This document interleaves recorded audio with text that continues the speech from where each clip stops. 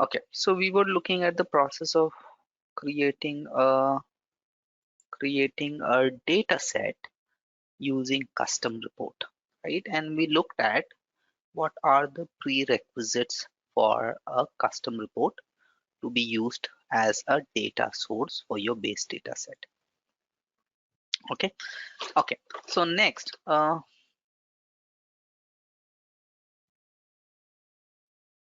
we'll talk about creating base data sets.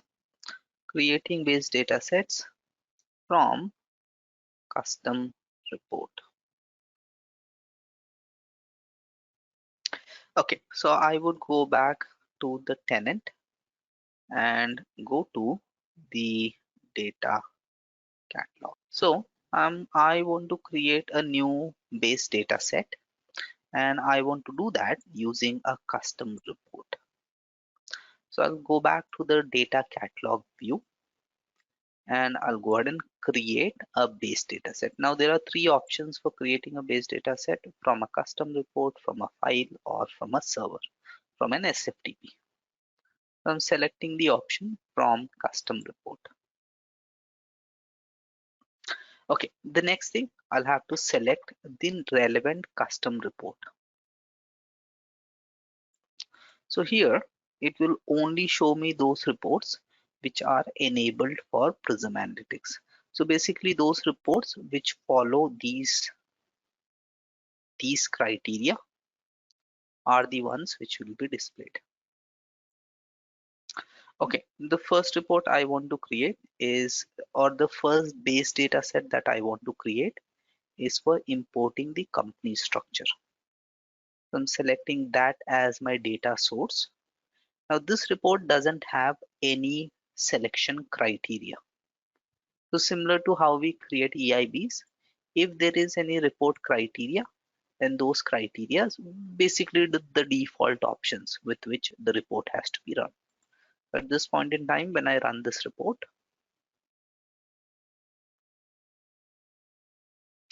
it simply gives me the output. There's no run criteria or selection criteria or prompt criteria that I have to define.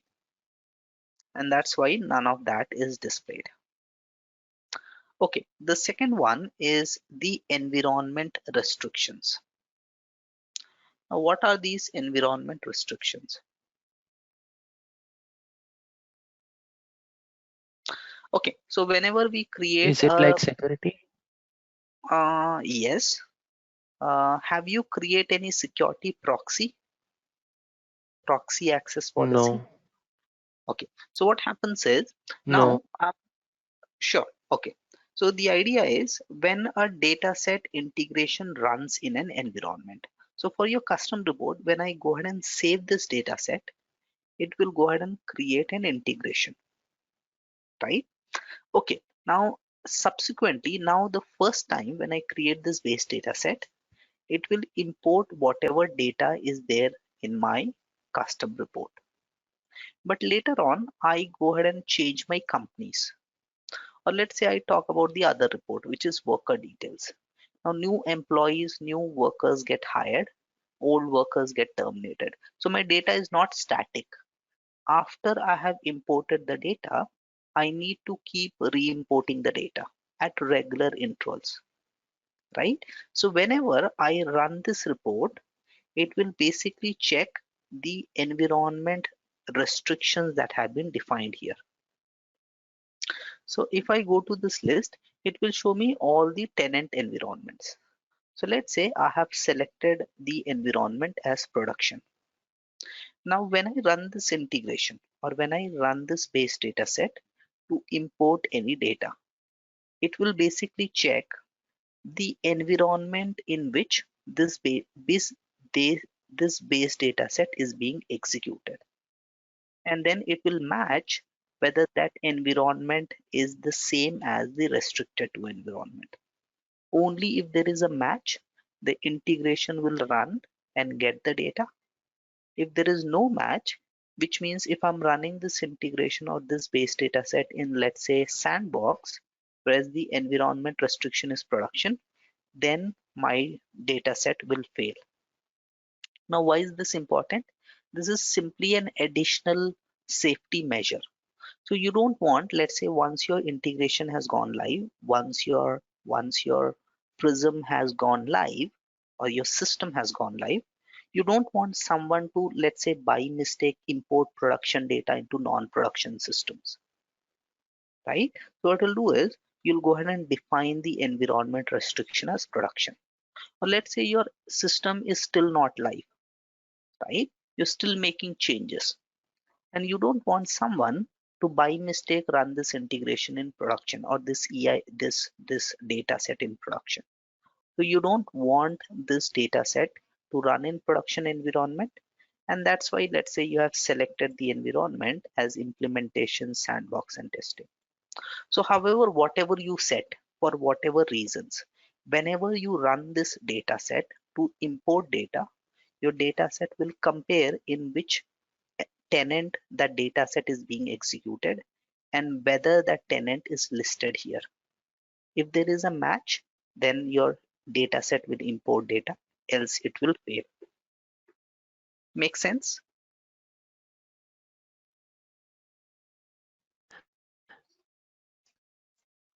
So basically, we are avoiding this base data set to be run in these three tenants or in We are production.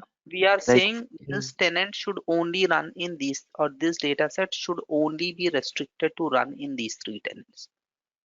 Okay. So okay, whatever because we are just prompts, because this data set is in progress.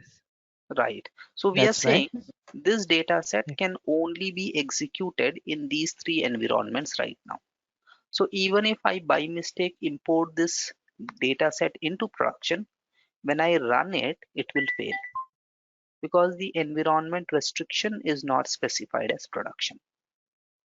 Okay. So whatever environments you specify here, your data set can only run in those tenants. Make sense? Uh, Okay. So the first thing that you create, so for creating a data set, you select the custom report, right? Define the prompt values. Now for this report, there are no prompt values. That's why you didn't have to define them. Okay, the second thing, now this is important. In the environment restrictions section, select the environment in which you want to use the in which you want to run the data set to import data, right? So the idea is when a data set integration, or simply for now, you can say when a data set, right, runs in an environment,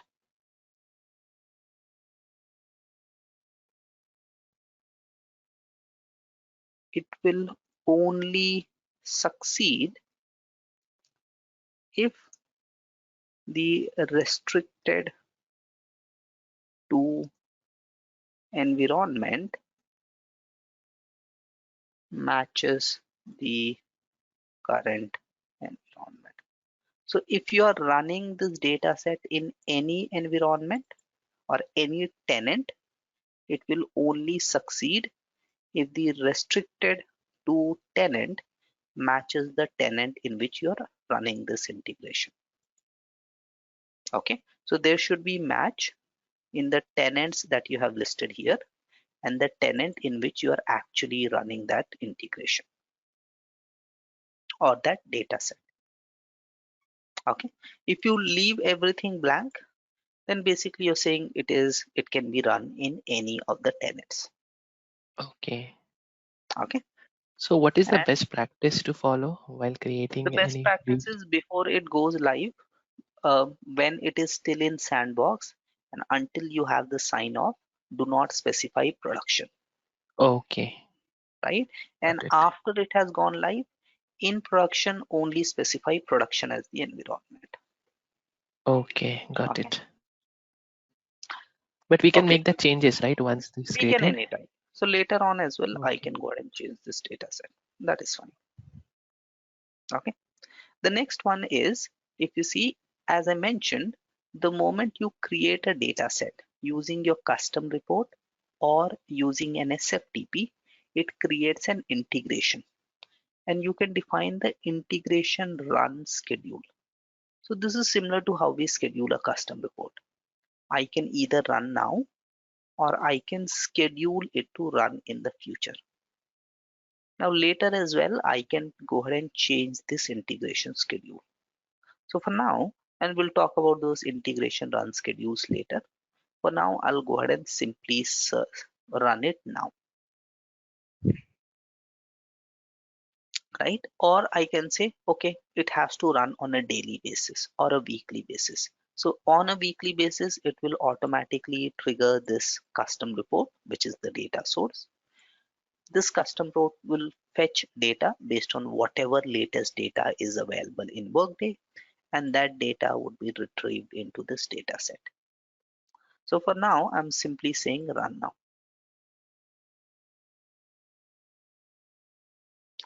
And okay. Okay, now here I'll go ahead and give a name. Please remember that your data set cannot be renamed after saving. So Oh, always two things I mentioned. One is the tags and then is the meaningful names. So if you have to change your data set, then you'll have to delete it. If you have to change the name of the data set after you have saved it. So give a meaningful name to your data set because you'll not be able to change it later on. Okay, so what I'm going to do is I'm going to call it WB Feb 7th. This is my base data set. So I'm calling it BDS 01, right? I created it through a custom report. So I'm simply calling it CR. And then I am importing the company structure. I'll call it company structure or company details,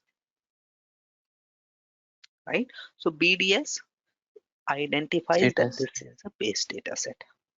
Okay. And then the naming convention for DDS is derived data set is DDS. And finally, when you publish your data set, you call it a PDS, right? Okay, so this is your base data set and that's why I'm calling it BDS. I can give some description, right? So this data set imports company structure from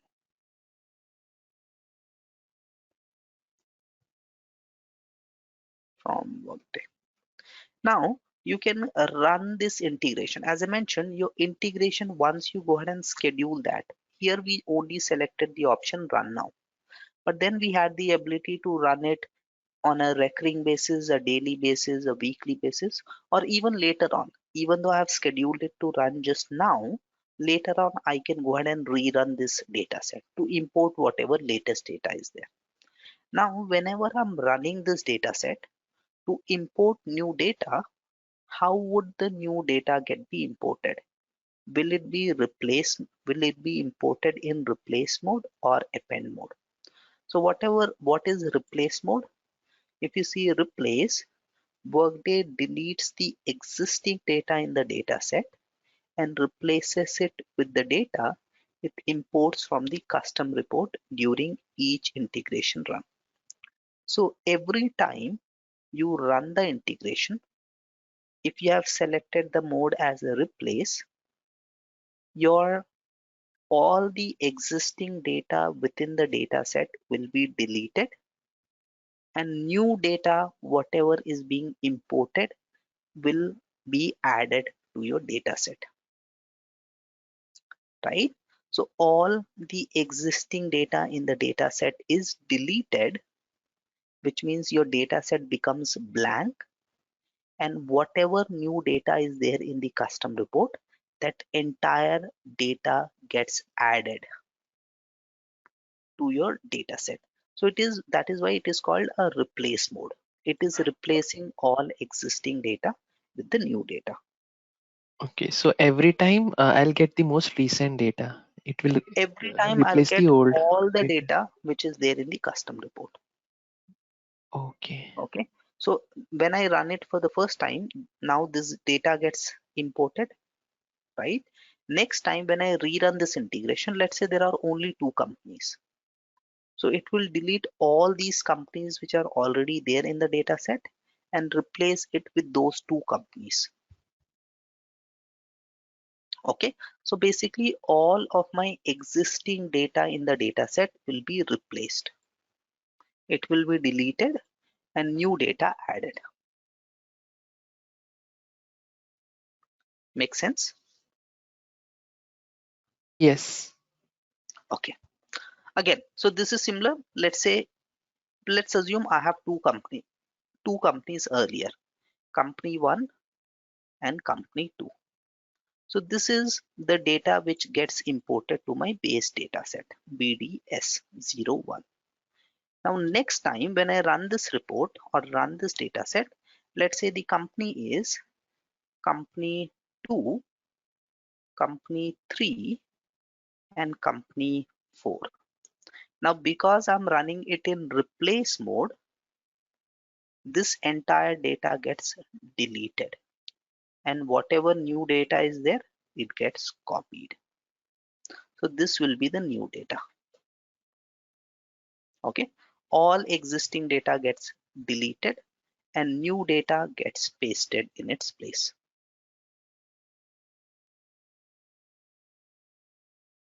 Okay. So this is how it will look.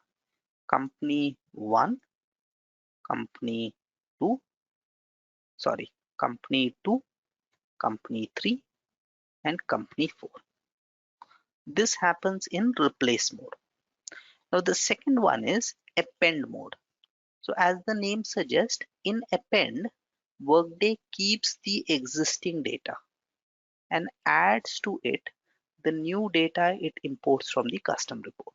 Now if you see, already I have two pieces of records, company 1 and company 2. Now I'm running this in append mode.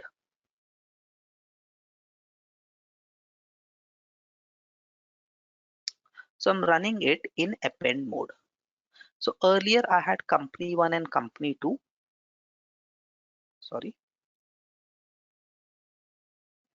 Now when I'm rerunning it in append mode, the new data is company 2, company 3, company 4. So what will happen? The existing data remains as is. So it keeps all the existing data and adds to it the new data from the custom report. So what is the new data from the custom report? This three. So this simply gets added. So in replace mode, Okay. this is how my data would look. In append mode, this is how my data would look. Okay, so my existing data remains as is. The new data gets appended. In replace mode, my existing data gets deleted. Only my new data is shown. So be very careful with append mode, because with append mode, system would not check if there are any duplicates. It will simply check what is the new data in your custom report. Simply take that data and add to the existing data, right? So whatever data Got your it. custom report is fetching, everything gets added.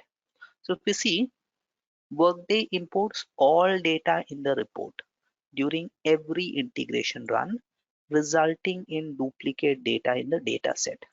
Select append mode for custom report data set when you want a snapshot of the custom report to maintain history in the data set for trending use cases. So when will you use a append mode? Only when you want to maintain trending data. So you want to know what was the data in June versus what is the data in July versus what is the data, let's say, in August, and so on and so forth.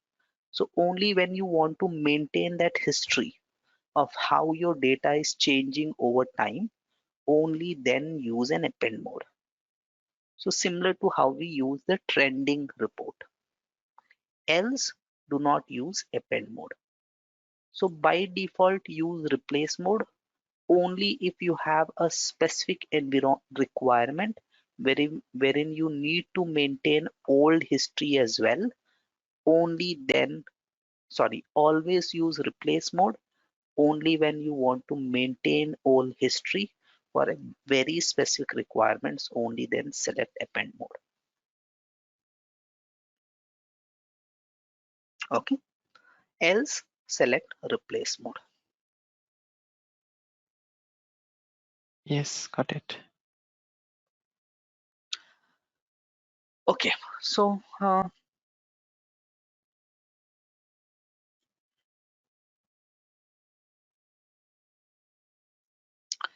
okay. So data update modes, and we have replace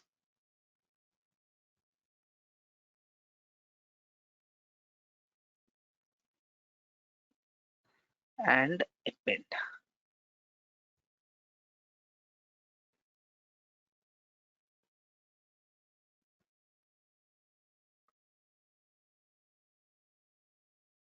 Okay, one more thing, as I mentioned, name of the data set cannot be changed once saved. So now I'll come in here, click OK. This has created my data set. Let's go to say done. So this is my data set. Now if you see with data set, I didn't have to create any schema. So what is a data set? As we discussed, a data set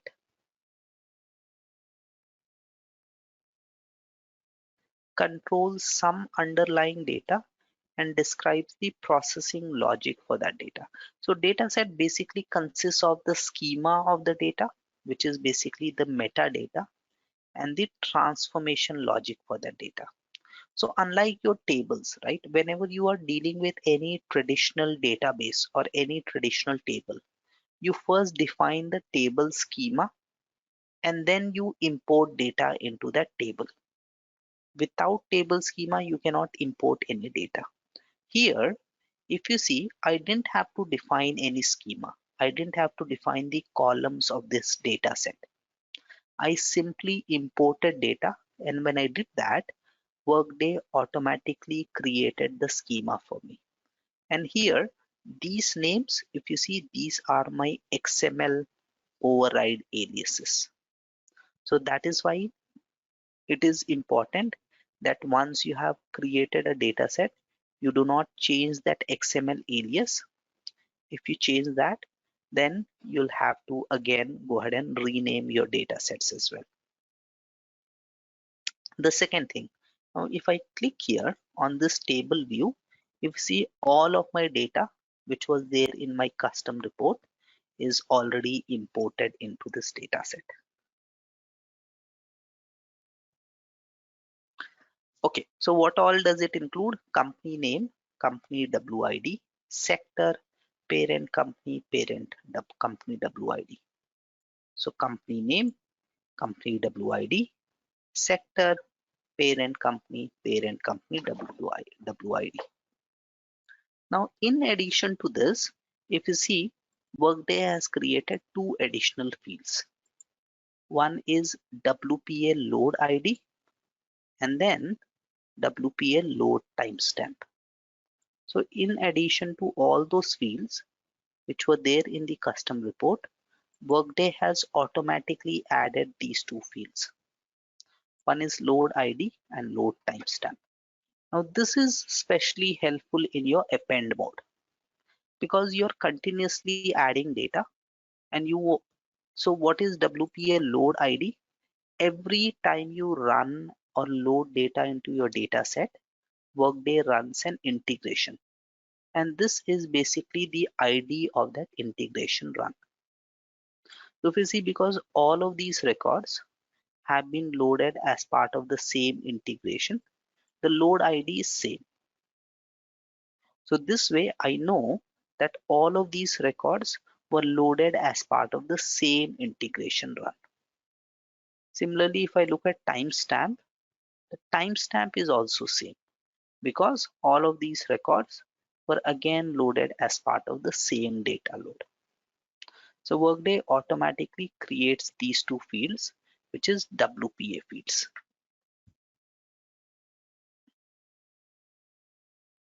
right? So these fields are referred to as WPA fields, and we have WPA underscore load ID. This field defines the unique identifier of the integration run that imported the current row of data into the data set. So when I say current row of data, I'm basically seeing a given row of data. So this ID uniquely identifies how this row of data got imported or as part of which integration run. And similarly, WPA load timestamp,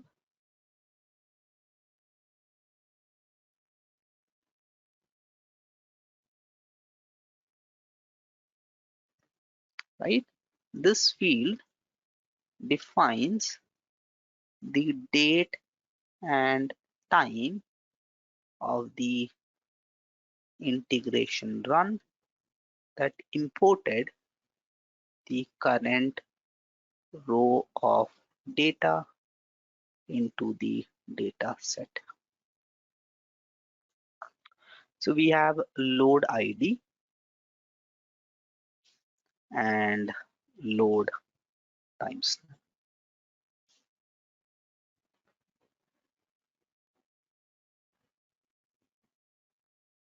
Okay. Any questions? Load ID be same for each row or it's different? It's same for each row which was loaded as part of a single integration run because all of these rows have been loaded as part of a single run. So Okay. as such in replace, every row would have the same load ID because in replace, if you see every time you load a new integration, all the rows gets loaded automatically. So this load ID actually has a significance when you do an append because that way you know every row which has the same load ID, you know it was loaded together as part of a single run. Okay. So every row which was loaded as part of a single run would have the same load ID and the same load timestamp because they are all loaded at the same time. Make sense? So in replace mode, everything would be same because everything gets replaced, right? Everything which was already there gets deleted and your new rows of data gets added. In append mode, you'll see the difference. Make sense? Yes. So had this been an append mode and I load data once again, system would add 7 new rows of record and those 7 new rows of record will have a different load ID and the corresponding load timestamp. Okay, but with this, if I reload this data, all of these existing rows will get deleted and new set of rows, 7 rows get added and all of those 7 rows will again have the same load ID, not this one, the load ID of the new integration run and the new timestamp. So how will I perform that activity by clicking on refresh? Will it? No, we'll talk about that. So how Okay. we load new set of data, that is something we'll talk about that. Refresh Okay. is nothing. Mhm. Okay. If you see, the time still doesn't change. Yes. Okay. So refresh is only used when your integration is running, right? This is especially, let's say you are loading a million rows of record.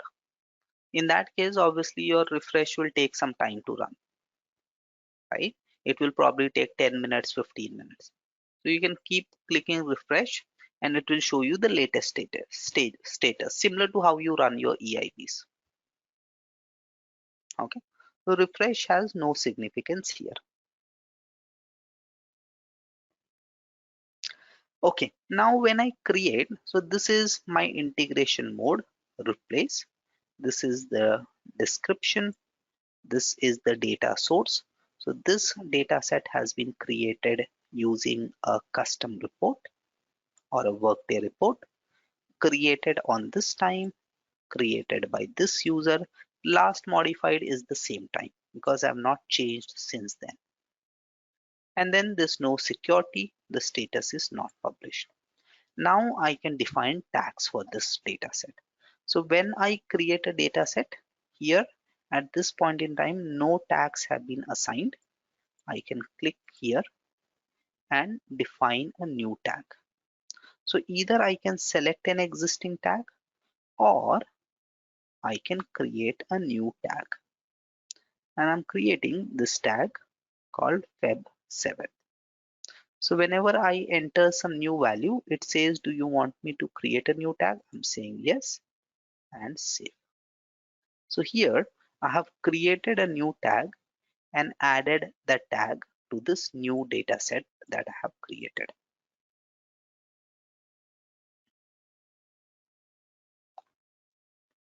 Okay, the next thing. So all clear till now? Yes. Yes. Okay, the next thing. Now when I click on edit, so this is what you know would take me to the dataset workspace. So when I Yes. click on edit, it will take me to the dataset workspace. Now here, if you see, Workday has automatically added a pipeline for me. And that pipeline is a primary pipeline. The name of that pipeline is basically My BDS name. name of my dataset. And it Yeah. has automatically added a stage called parse stage. So remember this, we'll talk about this later. So the moment I create a dataset, a base dataset, Workday has automatically added a primary pipeline. The name of that primary pipeline is the same as the name of my dataset. And that primary pipeline has a stage, which is basically the parse stage. Okay, I would go back to my data catalog and let's filter on our. So this is my new tag. If I want, I can filter on my tag, and there's just one base data set that I have created till now. Okay, now I want to create new base data sets for my other custom reports. So I'll quickly go and create from custom report. One second. What I'll do is I'll copy the name.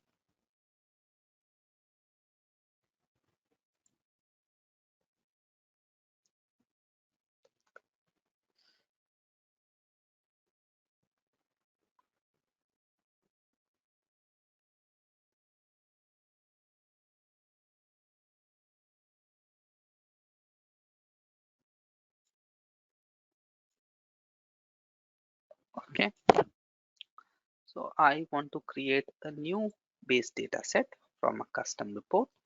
This time I want to create it from the second report, which is supervisory structure.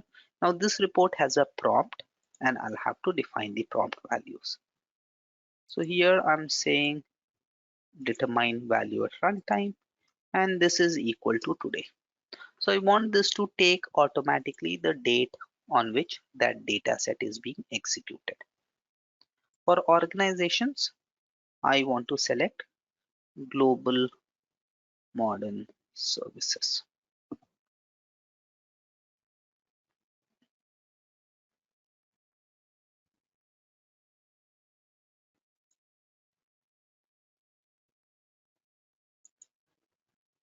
Okay, so these are the prompt criteria. Why is it giving me a prompt criteria now?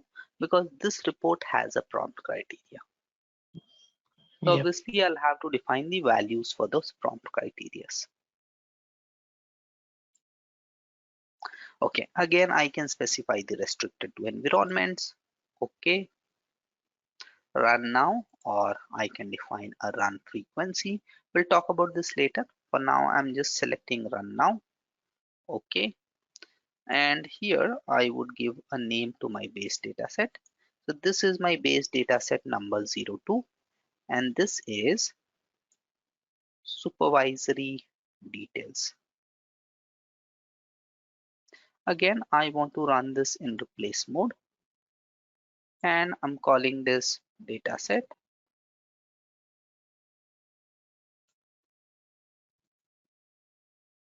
So this data set imports supervisory structure from Workday.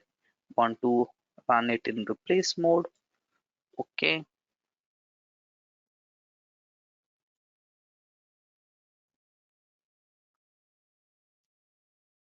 Again, if you see, it is still running, no data yet. So I'm going to refresh it. Right. So this is what refresh is used for. Okay. So now it has imported all the fields, plus it has added the load ID and load timestamp. So if I go in here, the load ID for this one would be different from the load ID for the previous data set. So here the load ID was some E21, 492. Yeah. and here obviously this is a different integration run. So here the load ID is FE821, either here it is FA821. Okay, and the timestamp is also different. It is 5:15:53, and here it is 16:07. Right, again when I click on edit, it has automatically added a primary pipeline, which is basically the same as the name of my data set, and it has automatically added a stage, which is the parse stage. Yeah.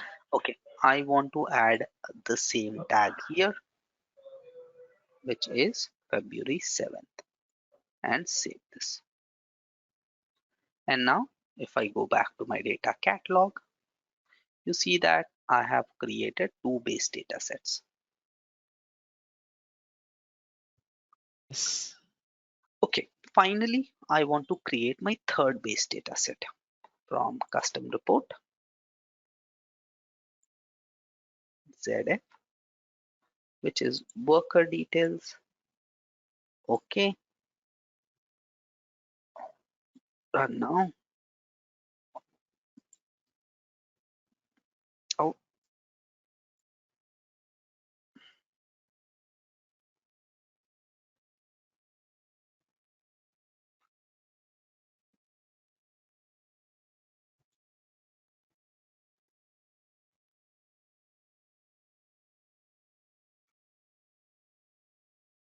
replace.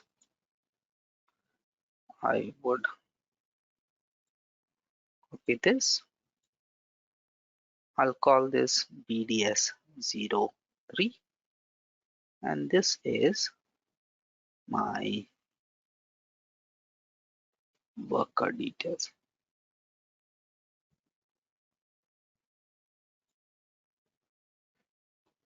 Okay, I would go back to my base data set, and there's no data yet because it is still running. Let's refresh, and here I have all the fields, including the load ID, and the load timestamp,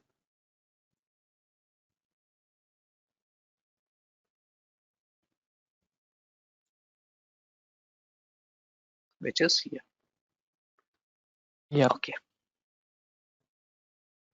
Again, I want to, because my tag is already created, I'm adding my tag. If I go to edit mode, I have my primary pipeline and a part stage added.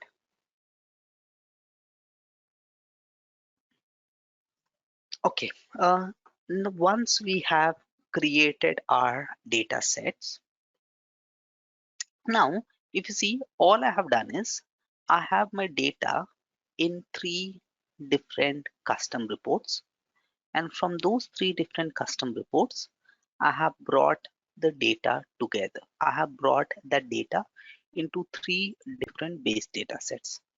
So at this point in time, if I go back to the data catalog, I have the data which was there in three different custom reports now in three different base data sets.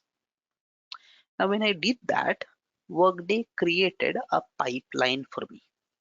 So for each of these data sets that I create, Workday has created a pipeline. Okay, so what is a pipeline?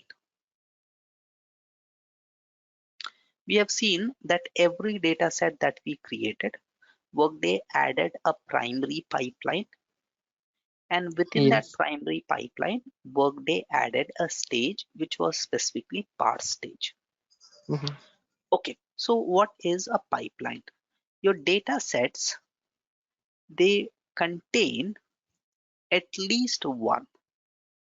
So every data set which gets created will have one pipeline automatically added. So data sets may contain one or more pipelines. Each pipeline in turn, so pipelines can contain one or more stages. So data sets contain one or more pipelines. Pipelines can contain one or more stages. Okay. And Okay, the by default stage would be parse, or it would be we'll different? talk about that. So I'll talk Oh, about what is the parse stage, why it get added, what is the purpose of that parse stage. We'll look at all of those. Okay. For now, every data set will have at least one pipeline, and every pipeline will have at least one stage. Okay. So a pipeline is nothing but a container of stages. So pipeline is nothing but a container of stages. Okay, what does a stage do? What is the purpose of a stage? Stage models the flow of data, or if I can put it the other way, a stage basically transforms the data. So with Prism, I have been talking continuously that Prism is used for your data transformation. So your data preparation, your data blending and cleansing and transformation and modification. So this data transformation and preparation, it happens within a stage.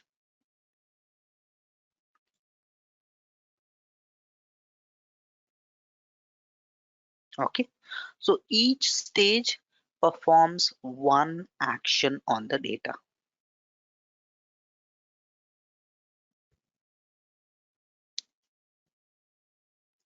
right? So each stage defines a single transformation action on the data. So your data goes into a stage, if I have to define it the other way. So when you create your base data set, right? Your base data set consists of a pipeline. So this is your pipeline, right? Okay. Now this pipeline consists of a number of stages.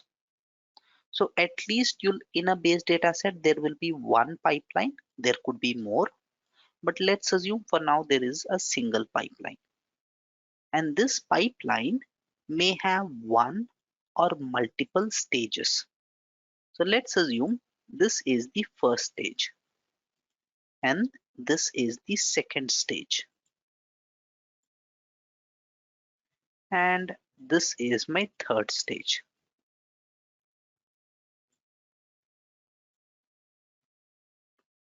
So this is stage 1, this is stage 2, this is stage 3 and this is stage 4. So these 4 stages together are part of this primary pipeline, which is part of my data set. So what does each stage do? Each stage defines the transformation logic. Now, what is that transformation logic? That is something I'll talk about later. Okay, for now, we need to understand that a base data set contains only one pipeline. So base data set only contains a single pipeline, which is the primary pipeline. So you cannot add more than one pipeline to a base data set. That is why if you see here in this data set, if I click on edit, I don't have the ability to add any new pipeline. There's no option to add a new pipeline. So Yes. base data set only has one pipeline, which is referred to as its primary pipeline. Whereas a derived data set, it can contain one, it will always contain one. So the moment you create a derived data set, again, same like a base data set, Workday would automatically add the primary pipeline. So it will always have any data set will always have one pipeline. But then a derived data set, it can have more than one pipelines as well, right? So it will have primary plus additional. Okay. Okay. Now the first stage of a pipeline. So for example, in this pipeline that got added, what is the first stage? The first stage, Workday automatically added it. I didn't have to add it. So the first stage of any pipeline, right? So the first stage of any pipeline in any data set, it brings in data from the data source. So if you see, I had a custom report which was my data source. From that custom report, I brought data into this data set. Now, what is this data set? This data set is nothing but a single pipeline which has a single stage. So the first stage, it always brings in data from the data source. So if you see data is flowing from this data source into this primary pipeline. So the first stage is the stage which imports that data. Then the output of the first stage becomes the input of the second stage if it is added. The output of the second stage becomes the input of the third stage. The output of the third stage becomes the input of the fourth stage, and so on and so forth. What if there is only one stage? That stage imports data, and finally that stage exports data. So the output of the final stage is the output of this entire pipeline. Okay. Okay, so the first stage in a pipeline, it always brings in data from the data source. Stages listed after the first stage in a pipeline, it take the output of the previous stage, right? Or previous stage of the pipeline, and as the input to the current stage. So any stage which is listed after the first stage in a pipeline, it takes the output of the stage which is previous to it. So the output of this stage becomes the input of this stage. The Okay. output of this stage becomes the input of this stage, and so on and so forth. So the input of the current stage is basically the output of the previous stage, right? Yes, Okay. got it. Then the last stage of any pipeline is the output of the entire pipeline, right? Obviously, that is true. The last stage of this pipeline is the output of this entire pipeline, right? Yes. What if there are multiple stages? Sorry, what if there are multiple pipelines? So let's say there is another pipeline, and then there is another pipeline. We already know even when there are multiple pipelines, one pipeline which is the first one which gets created is always the primary pipeline. And then you can have multiple additional pipelines. We'll see that later. So for now, because we are looking at base data set, obviously in a base data set, you cannot have more than one pipeline. So if you see, every pipeline imports some data and exports some data.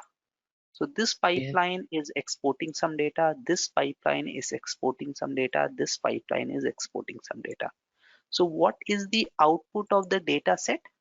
The output of the, so while the output of the last stage is the output of the entire pipeline, the output of the primary pipeline